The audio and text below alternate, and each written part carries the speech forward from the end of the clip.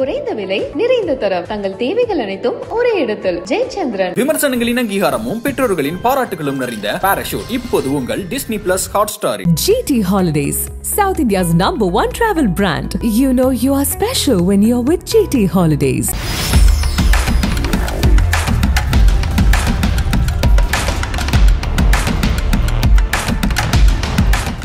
அழகு வணக்கம். வாரத்தோட முதல் நாளே பயங்கர பரபரப்போடு தொடங்கியிருக்கு. கடந்த 2 நாட்களாக அந்த புத்தக வெளியீட்டு விழா, எல்லோருக்குமான தலைவர் அம்பேத்கர், அது தொடர்பான வாதங்களும் பிரதிவாதங்களும் போயிட்டே இருந்துச்சு. அது எப்படி ஆதவர்ஜுனா அப்படி பேசலாம், கூட்டணியில் இருந்துக்கிட்டே மன்னராஜனை எப்படி விமர்சிக்கலாம், அப்படி பல்வேறு விமர்சனங்கள் அவரை சுற்றி வந்துட்டு இருந்துச்சு இல்லையா. இது தொடர்பாக திருமாவளவன் நிறைய பேட்டி கொடுக்க வேண்டிய நிலைமைக்கு தள்ளப்பட்டார். அதாவது வேற வழியில் எங்கே போனாலும் அவர்கிட்ட மைக்கு நீட்டி செய்தியாளர்கள் தொடர்ந்து கேள்வி கேட்டுட்டே வந்தாங்க.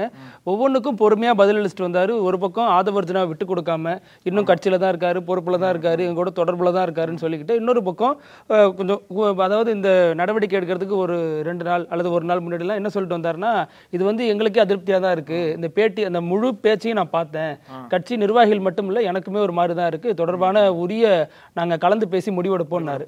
அந்த அடிப்படையில் இன்னைக்கு அதற்கான ஒரு அறிவிப்பை வெளியிட்டிருக்காரு. ஆமாம், சொன்னது போல் பார்த்தீங்க அப்படின்னா திருமாவளவன் ஆதவர்ஜுனாவை எங்கேயுமே விட்டு கொடுக்கல. அந்த நிகழ்ச்சிக்கு அப்புறம் ஆதவர்ஜுனா பண்ணது தவறுன்னு சொன்னாரே ஒழிய அவர் தொடர்ந்து பேக் பண்ணிட்டு தான் இருந்தார். அப்பவே நான் பேசியிருந்தோம் இல்லையா, பல பேர் என்ன சொன்னாங்க அப்படின்னா ஆதவர்ஜுனா திருமாவளவன் நீக்க மாட்டாரு, கட்சிகள் வச்சுக்குவாருன்ட்டு தான் ஒரு தகவலாம் இருந்தது. ஆனால் இன்னைக்கு அப்படியே பெரிய ட்விஸ்டா திருமாவே ஒரு பெரிய அறிக்கை கொடுத்து ஆதவர்ஜுனாவை இடைநீக்கம் பண்றோம், ஒரு 6 மாசத்துக்கு அவர் சஸ்பெண்ட் பண்றோம் கட்சியிலிருந்து. ஏன்னா அவரோட நடவடிக்கைகள் எல்லாமே கட்சிக்கு எதிராக தான் போயிட்டு இருக்கு. ஆரம்பத்திலிருந்து நம்ம பேசின மாதிரி ஆரம்பத்திலிருந்தே அவர் பெரிய கலக்கத்தை உண்டு பண்ணிட்டு இருக்காரு இல்லையா கட்சிக்குள்ள. அதனோட நீட்சியாக தான் அவர் பண்ண எல்லா விஷயங்களையும் கலந்து ஆலோசிச்சு கட்சியோட முக்கிய நிர்வாகிகள் ஒன்று கூடி இந்த தீர்மானம் போட்டிருக்காங்க. ஆதவர்ஜுனாவை 6 மாசம் இடைநீக்கம் பண்ண போற தீர்மானம் இன்னைக்கு காலையில பிரேக்கிங் நியூஸா வந்திருக்கு. அதில் குறிப்பாக அந்த அறிக்கையில் என்ன மெயினாக அவர் சொல்றாரு அப்படின்னா, ஆதவர்ஜுனா பேசுறது மேலோட்டமா பார்க்கும் பொழுது ரொம்ப சரியானதாகவும் கட்சிக்கு சரியான நிலைப்பாடு உள்ளதாகவும் தோணும், ஆனா இது முழுக்க முழுக்க கட்சிக்கு எதிரான ஒன்று தான் அப்படிங்கறத, நம்பகத்தன்மைக்கு எதிரானதா இருக்கு அவர் பேசுறது எல்லாமே. பேட்டியில கூட ஒரு விஷயத்தை ரொம்ப தெளிவுபடுத்தியிருந்தாரு. ஒண்ணு கூட்டணியில இருந்துகிட்டு நம்ம அந்த கூட்டணி கட்சிக்கு ஆதரவா தான் பேசணும், அல்ல விமர்சிக்கணும்னு முடிவு பண்ணிட்டோம்னா வெளியில நம்ம என்ன விமர்சிக்கணும், கூட்டணியில இருந்துகிட்டே அந்த கட்சிக்கு எதிராக பேசுறதுங்கிறது பல்வேறு நெருடல்களை தான் இரு தரப்புக்கு ஏற்படுத்தும், இது உரிய நடவடிக்கை எடுக்கப்படும் சொல்லி அதே மாதிரி நடவடிக்கை எடுத்துட்டாரு. இப்ப அது கூட மெயின் மேட்டர் கிடையாது. நடவடிக்கை அறிவிப்பு வெளியான அடுத்த சில மணி நேரங்கள்ல தலைமைச் செயலகத்துக்கு போறாரு, முதல்வரை சந்திக்க போறாரு. அப்ப இது திமுக கொடுத்த அழுத்தம் தான் அப்படின்னு இன்னொரு தரப்பு இப்ப பேச ஆரம்பிச்சிருச்சு. ஆனா விசிக என்ன சொல்றாங்கன்னா, இது நாங்க ஏற்கனவே அனுமதி கேட்டோம்பா, அந்த பெஞ்சல் புயல் பாதிப்புக்காக எங்க எம்எல்ஏக்களோட 4 எம்எல்ஏக்களோட 1 மாத சம்பளம், நான் உட்பட விசிக அதாவது திருமா உட்பட விழுப்புரம் எம்பி ரவிக்குமார் 2 பேருடைய 2 மாத சம்பளம், இதெல்லாம் சேர்த்து தான் 10 லட்சம் நிவாரண நிதியை நாங்க தமிழக அரசு கொடுக்கலான் இருக்கோம். அது எப்பயோ நாங்க அப்பாயின்மெண்ட் வாங்கி டேட் பிக்ஸ் பண்ணி டைம் பிக்ஸ் பண்ணி தான் வச்சிருக்கோம். இது கட்சியினுடைய ஒழுங்கு நடவடிக்கை குழு எடுத்த நடவடிக்கை. இதற்கும் அதுக்கும் முடிச்சு போட்டு மறுபடியும் ட்விஸ்ட் பண்ணாதீங்க. ஏற்கனவே விசிக என்ன சொல்லியிருந்தாங்க அப்படின்னா, இப்ப என்ன பண்ணுவீங்க, நாங்க ஆதவ மேல நடவடிக்கை எடுத்தா திமுக கொடுத்தா அழுத்தம்னு சொல்லுவீங்க, நடவடிக்கை எடுக்காம விட்டுட்டா ஆதவ காட்டி திமுக மிரட்டுறாருன்னு சொல்லுவீங்க, எது எடுத்தாலும் சிக்கல் தான். அப்படிங்கிறப்ப திரும்ப என்ன முடிவெடுக்க போறாருன்னு தான் எதிர்பார்க்கப்பட்டுச்சு. இப்ப 6 மாசம் அவர் சஸ்பெண்ட் பண்ணப்பட்டிருக்காருங்கிறது தான் பெரிய பிரேக்கிங் ஆயிடுச்சு. நீங்க சொன்னது போல நடவடிக்கை எடுக்காம இருந்தாங்கன்னா எப்படி போயிருக்கும் அப்படின்னா, ஆதவோட கட்டளையின் பேர்ல தான் கட்சியை செயல்படுன்ற ஒரு பேச்சு இருக்கு இல்லையா, அது இன்னும் உறுதியா தெரிஞ்சிருக்கும். ஆதவோட பேச்சுல தான் திரும்ப செயல்படுறாருன்ற பல்வேறு பேச்சுக்கள்லாம் இருக்குல்ல, அது இன்னும் உறுதியா இருக்கும். என்னதான் ஒரு பக்கம் அந்த மாதிரி ஒரு கருத்துக்களை திரும்ப எதிர்த்துட்டே வந்தாலுமே இன்னைக்கு நடவடிக்கை எடுத்ததுக்கு அப்புறம் அப்படிலாம் கிடையாது. ஆதவோட கட்டுப்பாட்டுல கட்சி கிடையாது, கட்சி என்ன முடிவெடுக்குதோ அதுக்கு கட்டுப்பட்டு வருது ஆதவர்ஜுனா. அதன் அடிப்படையில் 6 மாசம் இடைநீக்கம் பண்ணியிருக்கோம்னு சொல்லிட்டு அறிவிச்சிருக்காங்க. இதுல இன்னொரு பெரிய எதிர்பார்ப்பு, பெரிய ஒரு விவாதம் என்ன அப்படின்னா, இங்க இருந்து 6 மாசம் சஸ்பெண்ட் பண்ணிட்டாங்களே ஆதவர்ஜுனாவை. இப்போ ஏற்கனவே மேடையில விஜய் அவ்வளோ இதுவா புகழ்ந்து பேசினார். இப்போ இதை ஒரு காரணமா வச்சு விஜய் கட்சியில சேருவாரா, இல்ல வெளியிலிருந்தே விசிகாவுக்கு திருமோட மனசாட்சி அவர் சொன்னது போல திருமோட மனசாட்சி இருக்க போறாரா அப்படின்ற ஒரு எதிர்பார்ப்பு இருக்கு. இதுலதான் அழகு இன்னொரு விஷயத்தையும் கவனிக்கணும். ஏன் இடைநீக்கம் பண்ணாங்க, நீக்கம் பண்ணல அப்படின்னு ஒரு கேள்வி எழுந்திருக்கு. இவ்வளவு குடைச்சல் கொடுத்து விசிகாவுக்கு பெரிய நெருக்கடி கொடுத்த ஒருத்தர் ஏன் திரும்ப இடைநீக்கம் பண்ணியிருக்காரு, ஒரே தெரியா கட்சியோடு நீக்க வேண்டியதானே அப்படின்னு பலரும் கேட்குறாங்க. அதுல என்ன பின்னணி அப்படின்னா, பொதுவா இது மாதிரி இடைநீக்கம்னு அறிவிச்சாலே நீங்க தேவையில்லை அடுத்த வழியை பார்த்துங்க அப்படின்னு சொல்றது தான். ஏன்னா விசிகாவை பொறுத்த வரைக்கும் 2 வகையான திட்டம் வச்சிருக்காங்க. ஒன்று இப்போ தலித் விசிகாவுடைய தலித் நிர்வாகிகளுக்கு ஒரு வகையான இதுவும், அது மாதிரி நான் தலித் அவங்களுக்கு ஒரு வகையான நடவடிக்கையும் வச்சிருக்காங்க. இப்போ தலித் தப்பு பண்ணியிருந்தாங்கன்னா உங்களுக்கு நடவடிக்கை வேற மாதிரி இருந்திருக்கும். நான் தலித்துங்கிறதுனால இவருக்கு இந்த மாதிரி பண்ணதா சொல்றாங்க. குறிப்பா ஏன் அப்படி சொல்றாங்க அப்படின்னா, விசிகாவை பொறுத்த வரைக்கும் ஒரு ஜாதி ரீதியான கட்சின்னு ரொம்ப காலமா ஒரு முத்திரை குத்தப்பட்டே வந்துச்சு. இப்போ அந்த கட்சியில பல்வேறு சமூகத்தை சேர்ந்தவங்களும் பல்வேறு மதங்களை சேர்ந்தவங்களும் இருந்துட்டு வராங்க இல்லையா? அதனாலதான் அந்த கட்சிக்கு அந்த பிம்பத்தை உருவாக்கிடக்கூடாது. மாற்று சமூகத்திலேருந்து ஒருத்தர் வராருன்னா அவருக்கு முடிஞ்ச வரைக்கும் கட்சியில இணைத்து நம்ம பயணப்பட தான் பார்க்கணுங்கிறது கட்சியோட ஒரு விதியா இருக்கு.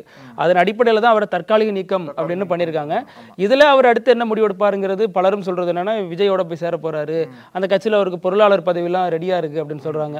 திருமாவையே 35 வருஷம் அரசியல் அனுபவம் உள்ள திருமாவையே அந்த பாடுபடுத்திருக்காருன்னா விஜய்லாம் ஏமாத்திரம் அப்படிங்கிறது தான் அடுத்து வரக்கூடிய கேள்வியா இருக்கு. ஆதவ அர்ஜுனாவோட கட்டுப்பாட்டில் தான் கட்சி இருக்கா அப்படின்ற கேள்வி வந்து எல்லாரும் எழுப்பிட்டு இருக்கிற சமயத்தில் இதை ரொம்ப ஸ்ட்ராங்கா எழுப்பினது யாருன்னு கேட்டீங்க அப்படின்னா பாஜகவோட மாநில தலைவர்.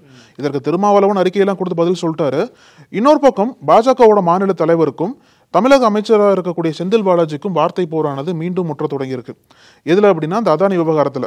இப்போ தமிழக பாஜக தலைவர் ஒருமையிலேயே திட்டிருக்கார் செந்தில் பாலாஜி, நீங்க முடிஞ்ச மேல வழக்கு போடுங்க, உங்களை மாதிரி ஆளெல்லாம் நான் ஓட ஒண்ணுன்னு சொல்லிட்டு தான் அரசியலுக்கே வந்திருக்கேன் அப்படின்ற காட்டமான அறிக்கை கொடுத்து விஜய்க்கும் பதில் சொல்றார். அதாவது புத்தக வெளியீட்டுல விஜய் என்ன பேசுறாரு அப்படின்னா, திமுக ஒரு பக்கம் அட்டாக் பண்ணாலும் இன்னொரு பக்கம் பாஜகவை அட்டாக் பண்றாரு. எங்க அட்டாக் பண்றாரு அப்படின்னா மணிப்பூர்ல. ஸோ மணிப்பூர்ல பாஜகவை அட்டாக் பண்ணி பேசின விஜய்க்கு இவரோட பதில் என்னவா இருக்கு அப்படின்னா, விஜய் வந்து ஒரு விஷயத்த பேசுறதுக்கு முன்னாடி எல்லாத்தையும் தெரிஞ்சு பேசணும். பாஜக ஆட்சி வடகிழக்குல வந்ததுக்கு அப்புறம் தான் பல்வேறு ஆயுத குழுக்கள் வந்து ஒழிக்கப்பட்டிருக்கு அப்படின்ற ஒரு செய்தியை சொல்றாரு. அதையும் தாண்டி ஆதவ அர்ஜுனா விமர்சனம் பண்றாரு, செந்தில் பாலாஜியும் கடுமையாக விமர்சிக்கிறார். நீங்க முடிஞ்ச மேல கேஸ் போடுங்க, அதை எதிர்கொள்ள தயாரா இருக்கேன் அப்படின்ற ஒரு ரீதியில வந்து காட்டமா விமர்சனத்தை முன் வச்சு அந்த ஏற்கனவே போன வருஷம் ஃபுல்லா மோதல் போயிட்டு இருந்ததுல கொங்கு பெல்ட்ல இவரா செந்தில் பாலாஜியான்னு சொல்லிட்டு மோதல் போயிட்டு இருந்ததுல அந்த மோதல் போக்கு மீண்டும் இப்போ பூதாகரமா இருக்குன்னு தான் சொல்லணும். ஏற்கனவே இப்போ தொடர்ந்து ஜாமீன் அமைச்சர் சொல்லிட்டு இருக்காரு. அதற்கு செந்தில் பாலாஜி நான் மட்டுமா ஜாமீன் அமைச்சர், உங்க பாஜக யாருமே ஜாமீன்ல வந்து அமைச்சரா இல்லையா அப்படின்னு ஒரு கேள்வி எழுப்பிட்டு பெருசா வந்து பேசிட்டு இருக்கீங்களே, நீங்க போனதுல 11 பேர்ல நீங்க ஒரு ஆள் அவ்வளவுதான். லண்டனுக்கு போனதுல உங்க கூட வந்து சேலத்தோட முன்னாள் மாவட்ட ஆட்சியர் ரோஹிணி கூட வந்திருக்காங்க. ஆனா எல்லா மீடியாவும் உங்களை மட்டுமே ஃபோக்கஸ் பண்ணுது, உங்க கூட வந்து அந்த 10 பேரை அப்படியே ஃபோக்கஸ் பண்ணாமலே விட்டுறாங்க. அதனாலதான் நீங்க பெருசா பேசப்படுறீங்க, இந்த பம்மாத்து வேலை இந்த மிரட்டுற வேலை எங்கள்கிட்ட வேணாம்னு சொல்லிட்டு மறுபடியும் மோதல் இறங்கி இருக்கிறதா அரசியல் களத்துல பரபரப்பை ஏற்படுத்தி இருக்கு. இப்போ இந்தியா கூட்டணி இதோட நோக்கம் என்ன? பிஜேபி அகற்றுறது இல்லையா? இதை போன வருஷம் ஆரம்பிச்சாங்க இல்லையா? இப்போ நாடாளுமன்ற தேர்தல் நெருங்கும் போது தான் இந்தியா கூட்டணி வந்து முழு வடிவம் பெற்று அதற்கான பேர்லாம் வச்சாங்க, பிரச்சாரம்லாம் பண்ண ஆரம்பிச்சாங்க. இந்த இந்தியா கூட்டணியில முதல்ல விலகினவர் ஒரு முக்கியமான தலைவர்னா நிதிஷ்குமார் தான். அவர் தான் ஆரம்பத்தில் அவர் தான் இருந்தார். ஆக்சுவலாக அவரோட தலைமையில தான் அந்த கூட்டணி நடந்தது, ஃபர்ஸ்ட் கூட்டமே நடந்தது. நிதிஷ்குமார் டக்குன்ட்டு இங்கிருந்து விலகி பாஜக பக்கம் தவனார் இல்லையா? அதுக்கப்புறம் பல்வேறு ரீதியான பின்னடைவுகளை தொடர்ந்து சந்திச்சுட்டே வருது இந்தியா கூட்டணி. உதாரணத்துக்கு சொல்லணும் அப்படின்னா இப்போ எடுத்துக்கோங்களேன், சமாஜ்வாதி கட்சி மகாராஷ்டிரால இந்த இந்தியா கூட்டணியில நாங்கள் வந்து இடம் பெற மாட்டோம், எதிர்கட்சி கூட்டணியை நாங்கள் வந்து புறக்கணிக்கிறோம்னு சொல்லிட்டு ஒரு அறிவிப்பை கொடுத்துருக்காங்க. ரெண்டாவது, தொடர்ந்து இந்த இந்தியா கூட்டணி தலைமை தாங்கக்கூடிய காங்கிரஸ் கட்சிக்கு தொடர்ந்து பின்னடைவு தான் வந்துட்டு இருக்கு.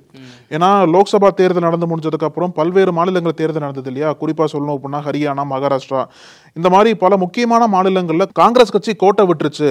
இதனோட காரணமாக இந்தியா கூட்டணிக்கு புதிய தலைமை வேணும் அப்படின்ற ஒரு கருத்து நிலவிட்டு இருந்த சமயத்துல தான் டக்குன்ட்டு இந்த பக்கம் இருந்து யார் வந்தாங்கன்னா மம்தா பானர்ஜி வந்தாங்க. எனக்கு அந்த வாய்ப்பு கிடைச்சது அப்படின்னா நான் கண்டிப்பா தலைமை பதவி ஏற்றுக்கிட்டு இந்தியா கூட்டணியை வழிநடத்தி கொண்டு போவேன்னு சொல்லிட்டு மம்தா பானர்ஜி ஒரு பக்கம் சொல்ல, மம்தா பானர்ஜிக்கு ஆதரவு யார் கொடுத்திருக்காங்க அப்படின்னா சரத்பவார். மகாராஷ்டிரால காங்கிரஸ் கூட இருக்கக்கூடிய சரத்பவார் வந்து காங்கிரஸ் கட்சியை ஓப்பனா புறக்கணிச்சு மம்தா பானர்ஜி வந்து இந்தியா கூட்டணி வழிநடத்த தகுதியான தலைவர் தான் அப்படின்னு சொல்லிட்டு பெரிய ஆதரவு மம்தா பானர்ஜி திருப்பி இருக்கார். பல பின்னடைவுகள், பல அரசியல் நெருடலுக்கு நடுவுல இந்தியா கூட்டணி மாட்டிட்டு இருக்கு. இதற்கு இப்போ காங்கிரஸ் என்ன பதில் சொல்ல போறாங்க? ஏன்னா காங்கிரஸ் தான் ஒரு மிக முக்கிய அவங்க பிளேயரா இருக்காங்க இல்லையா? இப்போ தொடர்ந்து பல்வேறு கட்சிகள் காங்கிரஸ் கட்சி எதிர்த்து வந்துட்டு இருக்காங்க. இப்போ இந்தியா கூட்டணிக்குள்ளேயே இப்போ சமாஜ்வாதி ஒரு பக்கம் எதிர்க்கிறாங்க. அதானி பிரச்சனையிலேயே கூட ராகுல் காந்தி பக்கம் எந்த கட்சியும் ஸ்ட்ராங்கா நிக்கல, சமாஜ்வாதியும் அந்த அளவுக்கு குரல் கொடுக்கல ராகுல் காந்திக்கு சப்போர்ட்டா. அதனால வந்து இந்தியா கூட்டணியில காங்கிரஸ் கட்சி மீண்டும் புறக்கணிக்கப்படுதா? காங்கிரஸ் கட்சிக்கு மாற்ற ஒரு தலைவரை வந்து இப்போ இந்தியா கூட்டணிக்கு அவசியமா? தொடர்ந்து தோல்விகளா சந்திச்சு வந்துட்டு இருக்காங்க. பாஜகவுக்கு மிகப்பெரிய ஆதரவு என்னன்னு கேட்டீங்க அப்படின்னா எதிர்கட்சிகளோட பலவீனம் தான். பல மாநிலங்களில் பலவீனமா இருக்காங்க இல்லையா? அதுதான் பாஜகவுக்கு ஒரு ஆதரவா செயல்பட்டு இருக்கு. இந்த ஒரு பலவீனத்தை பிக்ஸ் பண்றதுக்காக காங்கிரஸ் கட்சி மீண்டும் அவங்கள சுய பரிசோதனை பண்ணுவாங்களா அப்படின்ற செய்திகள்லாம் வந்துட்டு இருக்கு. இனி வரக்கூடிய தேர்தல் அடுத்த வருடம் வந்துருச்சு. அடுத்த வருடம் இன்னும் மிக முக்கியமான தேர்தல்கள்லாம் இருக்கு. டெல்லியை சொல்லலாம் நம்ம. அந்த மாதிரி தேர்தல்களை வர சமயத்துல அதுக்குள்ள இந்தியா கூட்டணி எல்லாம் மீண்டும் ஒற்றுமையா இணைஞ்சு ஒரே இதில் சந்திக்க போறாங்களா, இல்லை இந்தியா கூட்டணியோட எதிர்காலம் எப்படி இருக்க போகுது, பாஜக கணிச்ச மாதிரியே இந்தியா கூட்டணி கூடிய விரைவில் உடைப்படுமா அப்படின்ற செய்திகள்லாம் நிலவிட்டு இருக்கப்போ வரக்கூடிய நாட்கள்ல அதற்கான பதில் நமக்கு கிடைச்சிடும். இதெல்லாம் ஒரு பக்கம் இருந்தாலும் நாடாளுமன்றத்தில் காங்கிரஸ் ரொம்ப வேகமாக ரொம்ப விகரஸாக அடிச்சிட்டு இருக்காங்க. முதல்ல என்ன விஷயம் அப்படின்னா, இப்போ நாடாளுமன்றத்துக்கு வெளியில் அந்த அதானி விவகாரம் தொடர்பாக தொடர்ந்து கோஷம் எழுப்புறாங்கல்ல, அதில் வந்து அதானி மோடி இந்த மாதிரி மாஸ்க் போட்ட 2 பேரை வந்து ராகுல் காந்தி இன்டர்வியூ பண்ணுறாரு. ரொம்ப நக்கலான துணியில் அந்த இன்டர்வியூ போது அது இப்போ வைரல் ஆகிட்டு இருக்கு. இன்னொரு முக்கியமான விஷயம், நாடாளுமன்றத்துக்கு உள்ள காங்கிரஸ் என்ன பண்ணுறாங்க அப்படின்னா, அந்த 1000 கோடி விவகாரத்தில் அஜித் பவாரை எப்படி நீங்கள் அவருடைய வழக்கை வந்து எப்படி நீங்கள் வாபஸ் வாங்கிட்டீங்க, அதே மாதிரி 371 கோடி சர்ச்சையில் இப்போ ஆந்திரா முதல்வராக இருக்காருல்ல சந்திரபாபு நாயுடு, அவர் மீதான வழக்கை எப்படி வாபஸ் வாங்கினீங்க, அது தொடர்பாக விளக்கம் அளிக்கணும்னு சொல்லிட்டு காங்கிரஸ் சார்பில் இப்போ கோரிக்கை வைக்கப்படுது. குறிப்பாக அந்த 2மே இடி சிபிஐ 2 பேர் தான் விசாரிச்சுட்டு இருந்த வழக்கு. உங்கள் கூட கூட்டணி வந்துட்டா திடீர்னு எப்படிப்பா நல்லவங்க ஆயிடுறாங்க அப்படின்னு தொடர்ந்து காங்கிரஸ் நாடாளுமன்றத்தில் வலுவான கோஷங்களையும் குரல்களையும் முன் வச்சுட்டு வராங்க. இப்போ மகாராஷ்டிரால எல்லாமே ஒரு வகையை செட் பண்ணிட்டாங்க இல்லையா. தேவேந்திர பட்னாவிஸ் பதவி ஏற்றுக்கிட்டாரு, ஏக்நாத் ஷிண்டே ஒரு டெப்டி சிஎம்மாவும், அஜித் பவார் இன்னொரு டெப்டி சிஎம் பதவி ஏற்றுக்கிட்டாங்க. இப்போ வந்து அடுத்த ஒரு மிக முக்கியமான பதவினா சபாநாயகர் பதவி தான்.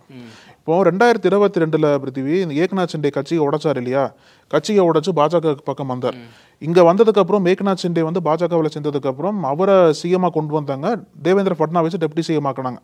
அப்பவே ஒரு பெரிய கருத்து இருந்தது, பாஜக வந்து ஏக்நாத் ஷிண்டேவை பயன்படுத்தி சிவசேனாவை முழுவதுமா கைப்பற்ற பாக்குறாங்க. அதற்கு இப்போ 2 வருஷம் அவருக்கு சிஎம் பதவி கொடுத்துட்டோம்னு வச்சுக்கோங்களேன், பாஜக கண்ட்ரோல்லே ஃபுல்லா இருந்துருவாரு. அதுக்கப்புறம் வரக்கூடிய தேர்தலில் முழுமையா ஏக்நாத் ஷிண்டேவை கண்ட்ரோல் பண்ணலாம் அப்படின்ற ஒரு அரசியல் வியூகத்தோட தான் பாஜக செயல்பட்டதா கருத்துக்களை நிலவுச்சு. இப்போ அந்த காட்சிகள் தான் மகாராஷ்டிரால நடைபெற்றுட்டு வருது. எப்படின்னு கேட்டீங்கன்னா, ஏக்நாத் ஷிண்டே கேட்டதெல்லாம் இப்போ வந்து கொடுக்க முடியாதுன்னு சொல்லிட்டு பாஜக தொடர்ந்து கைவிரிச்சிட்டாங்க. அந்த கைவிரிப்புக்கு மத்தியிலையும் ஏக்நாத் ஷிண்டே தொடர்ந்து பாஜகவுக்கு சரண்டர் ஆயிட்டாருன்னே சொல்லணும். ஏன்னா முன்னாடி அவங்களோட கட்சிக்காரங்க என்ன எதிர்பார்த்தாங்க, இந்த தேர்தலில் ஏக்நாத் ஷிண்டே தான் சிஎம்மா வருவாங்கன்னு எதிர்பார்த்தாங்க. அது நடக்கல. இப்போ பாஜக காரங்க பேசி அவர் சரண்டர் பண்ண வச்சுட்டாங்க, தேவேந்திர பட்னாவிஸ் தான் சிஎம் ஆயிட்டார். அடுத்த அவரோட கோரிக்கை என்னவா இருந்தது அப்படின்னா, நான் டெப்டி சிஎம் ஏத்துக்கிறேன், அதோட சேர்த்து எனக்கு உள்துறை அமைச்சகமும் வேணும்னு சொல்லிட்டு கோரிக்கை எழுப்பினார். அதுவும் பாஜக இல்லைன்னு சொல்லிட்டாங்க. 2வது அடியும் போச்சு அவருக்கு இன்னொரு எதிர்பார்ப்பு என்ன இருந்தது அப்படின்னா, இந்த மாதிரி இந்த முக்கியமான பதவிகள்லாம் இல்லை, சபாநாயகராச்சு எங்களோட கட்சிக்காரன் கொடுங்கன்னு சொல்லிட்டு பேச்சுவார்த்தை நடத்ததான் செய்திகள்லாம் சொல்றாங்க. இப்போ அதுவும் போச்சு. சபாநாயகர் பதவி ஏக்நாத் ஷிண்டேக்கு இல்லை. இப்போ பாஜகவை சேர்ந்த ராகுல் நர்வேகர் அப்படின்றவர் தான் இப்போ சபாநாயகர் பதவிக்கு வேட்புமனு தாக்கல் பண்ணியிருக்காரு. இவர் போன முறை இவர் தான் சபாநாயகர் இருந்தார். இவர் சபாநாயகர் இருந்த சமயத்தில் தான் தேசியவாத காங்கிரஸ் கட்சியை உடைக்கும் போது பாஜகவுக்கு ஆதரவாக செயல்பட்டார். அதே மாதிரி சிவசேனா உடையும் போது பாஜக ஆதரவாக செயல்பட்டு இருந்தார். இந்த மாதிரி பல்வேறு அரசியல் பின்புலம் இருக்கிறவர் தான் மீண்டும் சபாநாயகர் வரப்போறாரு. இந்த டைம்ல தான் வந்து எதிர்கட்சிங்க கூட்டணி என்ன கேட்குறாங்க அப்படின்னா, நாங்கள் சபாநாயகர் இதில் போட்டி போடலைங்க, ஆனால் எங்களுக்கு எதிர்கட்சி அங்கீகாரம் கொடுங்க, எதிர்கட்சி தலைவர் அங்கீகாரம் கொடுங்க, அது மட்டும் இல்லாமல் துணை சபாநாயகர் எங்களுக்கு கொடுங்கன்னு சொல்லிட்டு பாஜக கூட்டணி பேச்சுவார்த்தை பண்ணிருக்காங்க.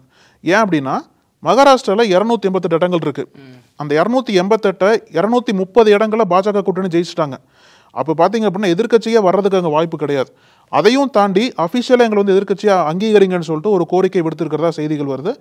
இன்னைக்கு வந்து நம்பிக்கை வாக்கெடுப்பு நடக்கும் மகாராஷ்டிரா அசம்பிளியில். அப்போ வந்து பாஜக கூட்டணிக்கு பெருவாரிய ஆதரவு வந்து பட்னாவிஸை வந்து அந்த கட்சியோட தலைவராக தேர்ந்தெடுத்து அப்புறம் மீண்டும் அவர் சிஎம்மா செயல்பட ஆரம்பிப்பார். இன்னைக்கு நடக்கக்கூடிய வாக்கெடுப்பில் தான் எதிர்கட்சியோட கோரிக்கை என்னவாக போகுது அப்படின்ற இதுக்கு நமக்கு பதில் தெரிஞ்சிடும். ஒட்டுமொத்தமாக முடிச்சுட்டிங்க போங்க அப்படின்னு மைண்ட் வாய்ஸாக இருக்கும். ஆமாம். இப்போ இதில் இன்னொரு விவகாரம் என்னன்னா அவளுக்கு, இப்போ கடவுளே அஜித்துங்கிற வாசகம் எல்லா இடத்துலையும் பசங்க பேசிட்டு இருக்காங்க. இந்தியாவை தாண்டி பல நாடுகள் ஒழிக்குது, எங்கே போனாலும் அந்த வாசகம் வந்துட்டு இருக்கு.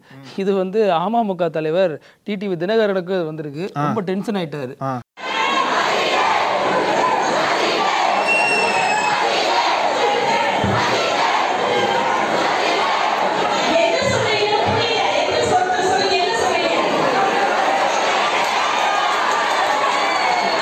அதாவது திருப்பூர் மாநகரில் ஒரு பிறந்தநாளை முன்னிட்டு பெண்ணிற்காக ஓடு அப்படின்னு ஒரு மாரத்தான் நிகழ்ச்சி நடந்திருக்கு.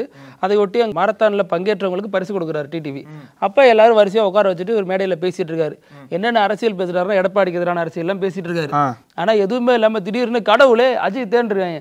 இவருக்கு புரியல, பக்கத்தில் கூப்பிட்டு இப்போ என்ன சொல்கிறாங்க எனக்கு புரியலையே அப்படின்னு இருக்காரு. அப்போ நிர்வாகிகள் விளக்கியிருக்காங்க, இது கடவுளே அஜித் என்ன அஜித்துக்கு ஆதரவாக அவங்க ரசிகர்கள் சொல்கிறதுன்னு, கூட்டத்தில் இருக்கிற சின்ன சின்ன பசங்கிறதுனால அவங்க சொல்கிறாங்கண்ணே அப்படின்னு இருக்காரு. அட என்னப்பா நான் எவ்வளோ பெரிய அரசியல் பேசிகிட்டு இருக்கேன், என்னப்பா சரி ஓகே அப்படின்னு சொல்லிட்டு இருந்த பரிசெல்லாம் கொடுத்துட்டு இருந்திருக்காரு. மறுபடியும் கடவுளே அஜித் உடனே கடுப்பாகி ஒரு 4 பேருக்கு மட்டும் கொடுத்துட்டு கிளம்பியிருக்காரு நிகழ்ச்சியை விட்டு. இதெல்லாம் வந்து பெரிய அளவில் இப்போ பேசு பொருளாக மாறி எப்படியெல்லாம் சோதனை வருது பாருங்க அவருக்கு. இப்போ உலக அளவில் ஒரு மிக முக்கியமான செய்தி என்னன்னு பார்த்தீங்கன்னா சிரியா. அங்கே வந்து 50 ஆண்டுகளாக ஆட்சியில் இருந்த அசாத் குடும்பத்தோட ஆட்சியை வந்து கிளர்ச்சியாளர்கள் இப்போ ஒட்டுமொத்தமாக கவிழ்த்திருக்காங்கன்னு தான் சொல்லணும். 50 ஆண்டுகளாக ஆட்சி பண்ணாங்க அசாத்தோட குடும்பம். இது கிட்டத்தட்ட பார்த்தீங்கன்னா ஒரு சர்வாதிகார ஆட்சின்னு தான் சொல்லணும். இந்த 50 ஆண்டுகால ஆட்சியை கிளர்ச்சியாளர்கள் ஒரே வாரத்தில் காலி பண்ணியிருக்காங்க. அவ்வளோ வேகமாக அந்த போராட்டம் பண்ணி அவ்வளோ வேகமாக கிளர்ச்சியை உண்டு பண்ணி அந்த நாட்டோட அதிபர், இப்போ இருக்கக்கூடிய அதிபர் வந்து பஷார் அல் அசாத் இருந்தார் இல்லையா, அவரை வந்து நாட்டை விட்டு ஓடுற அளவுக்கு பண்ணியிருக்காங்க ஒரு வாரத்துக்குள்ளேயே. அந்த அளவுக்கு ஒரு பெரிய முன்னேற்றம் அங்கே நடந்திருக்கு. இந்த ஒரு முன்னேற்றத்தை அங்கே இருக்கக்கூடிய மக்கள்லாம் கொண்டாடிட்டு இருக்காங்க. எங்களுக்கு பஷார் அல் அசாத் ஆட்சியே வேண்டாம், நாங்கள் இதுக்கு தான் காத்துட்டு இருந்தோம் அப்படின்ற ஒரு போர்வையில் வந்து எல்லாருமே பயங்கரமாக கொண்டாடுறாங்க. ஏன்னா அங்கே சிரியாவில் வந்து பெரிய பொருளாதார நெருக்கடி அதிகமாக போயிட்டே இருந்தது. கிட்டத்தட்ட 10 ஆண்டுகளுக்கு மேலே அங்கே உள்நாட்டு போர் போயிட்டு இருக்கிற சமயத்தில் தான் பஷார் அல் அசாத் ஆட்சியில் வந்து பொருளாதாரம் வந்து ரொம்ப சீர்குலைந்து போச்சு, மக்களோட வாழ்க்கை தரம் முன்னேற்றவே இல்லை அப்படின்ற ஒரு பெரிய குற்றச்சாட்டு இருந்த சமயத்தில் தான் மக்கள் ஒட்டுமொத்தமாக அசாத் மீது பெரிய எதிர்ப்பில் இருந்தாங்க. இந்த சமயத்தில் தான் கிளர்ச்சியாளர்கள்லாம் ஒன்று சேர்ந்து அசாத்தோட ஆட்சியை கவிழ்த்ததுக்கு அப்புறம் மக்கள் அதை வந்து ரொம்ப வரவேற்கிறாங்க. எப்படி வரவேற்கிறாங்க அப்படின்னா அவரோட சிலையை உடைக்கிறது, ஜனாதிபதி மாளிகையில் போயிட்டு அங்கே போய் கொண்டாடுறது, அவரோட அப்பாவோட சிலையை உடைக்கிறது, அந்த மாதிரி பல்வேறு நடவடிக்கைகளில் வந்து அங்கே இருக்கக்கூடிய மக்கள்லாம் இதை வரவேற்றுட்டு இருக்காங்க. இதுக்கு 2 காரணங்கள் சொல்றாங்க. எப்படி அப்படின்னா, ஒரு காரணம் என்னன்னா அங்க இருக்கக்கூடிய மக்களே அசாத்தோட ஆட்சி எங்களுக்கு வேண்டாம் அப்படின்ற ஒரு முடிவு எடுத்ததாகவும், அங்க இருக்கக்கூடிய இராணுவத்தினரே அசாத்துக்கு ஆதரவா நிக்கல, கிளர்ச்சியாளர்கள்லாம் ஆயுதத்தை எடுத்து போராட வந்தபோது இராணுவத்தினரே வந்து அவங்களோட ஆயுதத்துல போட்டு ஓடிட்டாங்க, அசாத்துக்கு ஆதரவா சண்டை போடல, அதனாலதான் இவ்வளவு வேகமா இந்த கிளர்ச்சி நடந்திருக்குன்னு சொல்லிட்டு ஒரு காரணம் சொல்றாங்க. இன்னொரு காரணம் வந்து அசாத்துக்கு தொடர்ந்து ஆதரவளிச்ச ரஷ்யா, ஈரான் போன்ற நாடுகள். ரஷ்யா, ஈரான் தான் சிரியாவுக்கு வந்து தொடர்ந்து ஆயுதங்கள் கொடுத்துட்டே இருந்தாங்க. ஆனால் இப்போ வந்து ரஷ்யாவுக்கு யுக்ரைன் போர் போயிட்டு இருக்கு, அதனால ஆயுதங்கள் சிரியா கொடுக்க முடியல, யுக்ரைனுக்கு பயன்படுத்த வேண்டிய தேவை. ஈரானுக்கும் இஸ்ரேலுக்கான போர் போயிட்டு இருக்கு, ஈரான், ஹிஸ்புல்லா, இஸ்ரேல் போன்ற போர் போயிட்டு இருக்க சமயத்தில் ஈரானாலையும் சிரியாவுக்கு ஆதரவு தெரிவிக்கவில்லை. பொருளாதார ரீதியாகவும் சரி, ராணுவ ரீதியாகவும் ஆதரவு தெரிவிக்க முடியல. இதனாலேயே வந்து அசாத் மீது கடும் கோபத்தில் இருந்த மக்கள் அசாத்தால இந்த கிளர்ச்சியை அகைன்ஸ்டா நின்று எதுவும் பண்ண முடியல, அதனால சரண்டர் ஆயிட்டு நாட்டை விட்டே ஓடி இருக்காரு. எங்க போயிருக்காரு அப்படின்னா இப்போ ரஷ்யாவுக்கு போயிருக்கிற தகவல் வந்திருக்கு. ரஷ்ய அரசாங்கம் வந்து அவருக்கு அடைக்கலம் அளிச்சிருக்கு அப்படின்ற தகவல்களும் வந்திருக்கு. இப்போ அதாவது இலங்கை, வங்காளதேசம், இப்ப சிரியா தொடர்ந்து இந்த நாட்டு தலைவர்கள்லாம் ஹெலிகாப்டர் ஏறி தப்பிக்கிறது வாடிக்கையா இருக்கு. நம்ம சூப்பர் ஸ்டார் எப்பெல்லாம் செய்தியாளர் சந்திக்கிறாரோ ஏர்போர்ட்லாம் சந்திப்பாரு, அப்ப எல்லாமே ஒரு வைரல் ஆகும் அந்த கண்டென்ட். இப்போயும் அந்த மாதிரி தான் செய்தியாளர் சந்திக்கிறாரு. இவங்க திருவண்ணாமலை நிலச்சரிவு தொடர்பா கேள்வி எழுப்புறாங்க. அப்ப ஓ மை காட் அப்படியா, ஐம் சோ சாரி எனக்கு தெரியாது அப்படின்னு சொல்லிட்டு ரொம்ப வருத்தம் கலந்த குரல்ல பேசுறாரு. திருவண்ணாமலையில ஒரு 7 பேர் நிலச்சரிவுல இறந்திருக்காங்க. எப்போ? Oh my god. ஆனா இது இப்ப பேச பொருளா வைரலா மாறி இருக்கு. இந்த சம்பவம் நடந்தே பல நாட்கள் ஆயிருக்கும். இப்போதான் உங்களுக்கு தெரிய வருதா எவ்வளவு இதான சிசிடிவிலாம் வெளியானுச்சு, எத்தனை பேர் செத்தாங்க, எவ்வளவு பெரிய அரசியல் தாக்கத்தை ஏற்படுத்துனுச்சு, மத்திய குழுலாம் வந்து ஆய்வு பண்ணிட்டு இருக்காங்க. சூப்பர் ஸ்டாரா இருக்கீங்க, மக்களுக்கு என்ன நடக்குதுன்னு தெரியல, இதுலதான் நீங்க அரசியலுக்கு வரணும்னு வேற ஆசைப்பட்டீங்களா அப்படின்னு பல கேள்விகள் ரஜினி மீது இப்ப முன்வைக்கப்படுது. ஆமா, இப்ப பிருத்திவி இப்படி எல்லாமா நடக்கும் அப்படின்ற ஒரு செய்தி பஞ்சாப்ல நடந்திருக்கு. இப்போ இருக்கக்கூடிய காலம் வந்து சோசியல் மீடியா காலம் இல்லையா, சோசியல் மீடியா தான் எல்லாமே காதலிக்கிறாங்க, அந்த மாதிரிலாம் பண்ணுறாங்க இல்லையா. அதே மாதிரி பஞ்சாபை சேர்ந்த தீபக்குமார் அப்படின்றவர் துபாயில் வேலை பார்த்துட்டு இருந்திருக்காரு. அங்கேருந்தே இன்ஸ்டாகிராமில் வந்து ஒரு பெண்ணோட பேசி வந்துட்டு இருக்காரு. அந்த பேச்சு நாடறிவில் காதலாக மாறி இருக்கு. 2 பேரும் லவ் பண்ணுறாங்க, 2 பேர் வீட்லையும் பேசுகிறாங்க, இந்த மாதிரி நாங்கள் கல்யாணம் பண்ணுறோன்னு சொல்லிட்டு பேசுகிறாங்க. 2 வீட்லையும் ஒப்புதல் கொடுத்துட்றாங்க. ஒப்புதல் கொடுத்துட்டு இவர் வந்து அந்த பொண்ணோட அப்பா அம்மாட்ட பேசுறது, அவங்க வந்து இந்த வீட்டில் பேசுறதுன்னு சொல்லிட்டு எல்லாம் ஒரு நல்ல ஒரு இதில் இருந்திருக்காங்க. கல்யாணம் பண்ணிடலான்னு சொல்லிட்டு முடிவெடுத்து கல்யாணத்தை ஃபிக்ஸ் பண்ணுறாங்க. ஒரு இடத்துல ஃபிக்ஸ் பண்ணுறாங்க, கல்யாண மண்டபத்தில் வச்சு ஃபிக்ஸ் பண்ணுறாங்க. ஒரு வாரத்துக்கு முன்னாடி துபாயில் இருந்த தீபக்குமார் ஊருக்கு வந்துடுறாரு, கல்யாணத்துக்காக ஊருக்கு வந்துடுறாரு. ஏற்பாடுலாம் தடாபுடலாம் நடந்துட்டு இருக்கு. மாப்பிள்ளை வீட்டுக்காரங்க என்ன பண்ணுறாங்க அப்படின்னா, பொண்ணு வீட்டார் ஏற்பாடு பண்ண கல்யாண மண்டபத்தில் போகலாம், அங்கே தான் கல்யாணம் ஃபிக்ஸ் பண்ணியிருக்காங்க, அங்கே போகிறான்னு சொல்லிட்டு ஊர்வலமாக போகிறாங்க. ஆனால் போனதுக்கு அப்புறம் தான் தெரியுது அந்த மாதிரி மண்டபம் எங்கேயுமே இவங்களால் பார்க்க முடியல. ஏன்னா மண்டபமே எங்கேயும் இல்லையே, இவங்க சொன்ன மண்டபம் கண்டுபிடிக்கவே முடியலன்னு சொல்லிட்டு. ஏன்னா வந்து பொண்ணு வீட்டுக்காரங்களும் இல்லை, அவங்க சொன்ன மண்டபமும் இல்லை. அதனால டக்குன்ட்டு அங்கேருந்து ஃபோன் அடிக்கிறாங்க. இந்த மாதிரி பொண்ணு வீட்டுக்காரண்ட கேட்குறாங்க, இந்த மாதிரி நாங்கள் மண்டபத்துக்கு வந்துட்டோங்க, நீங்கள் சொன்ன இடத்துக்கு வந்துட்டோம், மண்டபம் எங்களால் கண்டுபிடிக்க முடியலன்னு சொல்லிட்டு அவங்க ஃபோன் என்ன சொல்லியிருக்காங்க, நீங்கள் அங்கேயே இருங்க, நாங்கள் வந்து ஆள் அனுப்பிச்சுட்றோம், ஆரம்பிச்சுட்டு அவங்களை வந்து கூட்டு வந்துடும்னு சொல்லிட்டு சொல்லியிருக்காங்க. இதை ஒரு இதுவா நம்பி காலையில் அங்கே போனவங்க சாயங்காலம் வரைக்கும் வெயிட் பண்ணிட்டே இருந்திருக்காங்க. என்னடா சாயங்காலம் 5 மணி ஆச்சே, பொண்ணு வீட்டிலேருந்து யாரும் வரலையே நம்மளை கூட்டு போகிறதுக்கு அப்படின்ற பேந்த வந்து முழிச்சு நின்றுருக்காங்க நடு ரோட்டில். அப்புறம் தான் உண்மை தெரிய வந்து அந்த லோக்கல் ஊர் மக்கள் இருப்பாங்கல்ல, அவங்கள்ட்ட விசாரிக்கிறாங்க. ஏங்க இந்த மாதிரி இந்த கல்யாண மண்டபம் இங்கே இருக்கா இல்லையான்னு கேட்கும்போது தான் அந்த ஊர் மக்கள் என்ன சொல்லியிருக்காங்க அப்படின்னா, அந்த மாதிரி மண்டபமே இங்கே எங்கேயும் இல்லையேங்க அப்படின்னு உண்மையை சொல்லியிருக்காங்க. இதை காலையிலே விசாரிச்சிருக்கலாம், ஈவினிங் வரைக்கும் வெயிட் பண்ணி விசாரிச்சிருக்காங்க. அதுக்கப்புறம் தான் தெரிய வருது அந்த பொண்ணு வந்து இந்த மாதிரி பேசி பெரிய மோசடியில் ஈடுபட்டிருக்காங்க அப்படின்ற ஒரு செய்தி. என்னன்னா, இவங்க பேசிட்டு இருந்தாங்க இல்லையா, அந்த காலகட்டத்தில் இவர் வந்து அந்த பெண்ணோட அக்கௌண்ட்டுக்கு ஒரு 50,000 ரூபா டிரான்ஸ்ஃபர் பண்ணியிருக்காரு. இந்த மாதிரி பணத்துக்கு ஆசைப்பட்டு தொடர்ந்து அந்த பெண் வீட்டார் இவங்கள்ட்ட பேசிட்டே வந்துட்டு இருந்திருக்காங்க. ஆனால் இவர் தான் அதை காதல்னு நம்பி கல்யாணம் வரைக்கும் போயிருக்காரு. போனவருக்கு திருமண மண்டபமே கண்ணில் கட்டாமல் ஏமாற்றப்பட்டிருக்காரு. அப்புறம் போலீஸில் கம்ப்ளைண்ட் பண்ணி இப்போ நடவடிக்கை எடுத்துட்டு இருக்காங்க. இப்போ மாப்பிள்ளையோட மனநிலை நினைச்சாதான் ரொம்ப பரிதாபமா இருக்கு. ஆசையை விட்டு பொண்ணையை விட்டு அவமானமும் ஆயிடுச்சு. அந்த நடு ரோட்டை நின்னாங்க பாருங்க, நான் காலையில இருந்து சாயங்காலம் வரைக்கும். ஆமா, ஓகே அழகு, நன்றி அழகு. இதே மாதிரி நாளைக்கும் பல செய்திகளோட சந்திக்கலாம். தொடர்ந்து பேசலாம் பிருத்திவி. நன்றி. நக்கீரன் டிவிக்கு சப்ஸ்கிரைப் செய்யுங்கள். உங்கள் ஆதரவே எங்கள் பலம். ஆசிரியர்களுக்கு நண்பனாகவும் மாணவர்களுக்கு ஆசானாகவும் திகழும் தேர்வு வழிகாட்டி. ஒவ்வொரு பாடத்திற்கும் அனுபவமிக்க ஆசிரியர்களின் துல்லியமான தெளிவான விடைகள். CNC இருக்கு, தேர்வு பயம் எதற்கு? இது தீரன் பப்ளிஷிங் ஹவுஸ் விற்பனை வெளியீடு.